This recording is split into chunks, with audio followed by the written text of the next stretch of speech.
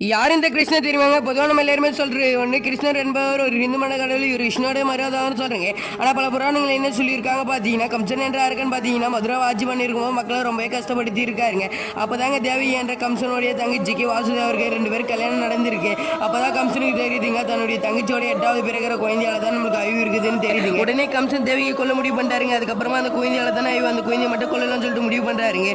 வாசுதேவரையும் தேவியை தன்னுடைய அரண்மனை சிறையில அடைச்சு வைக்கிறாருங்க. அங்கே பிறகுற குழந்தை எல்லாமே கொண்டு ஆரம்பிச்சுட்டாருங்க. அப்பதாங்க இயற்கையின் பலராமன் தேவகிக்கு பிறகு யாருக்கெல்லாம் கடவுள் நம்பிக்கை இருக்கோ அவங்களாம் நம்ம சேனல் சப்ஸ்கிரைப் பண்ணிடுங்க. அதுக்கப்புறமா விஷ்ணுவோட அவதாரமா 8வதா பிறந்த குழந்தை தாங்க நம்ம கிருஷ்ணர். உடனே வாசுதேவர் பார்த்தீங்கன்னா கோகுலத்தில் உள்ள அந்த வீட்டில் அந்த குழந்தைய வச்சுட்டு பெண் குழந்தையை எடுத்து வராருங்க. உடனே கம்சன் இத்தான் 8வதா பிறந்த குழந்தைய அந்த கொண்டு கொள்ளலாம் சொல்லிட்டு போகும்போது அந்த பெண் குழந்தை தேவி அவதாரம் எடுக்குதுங்க.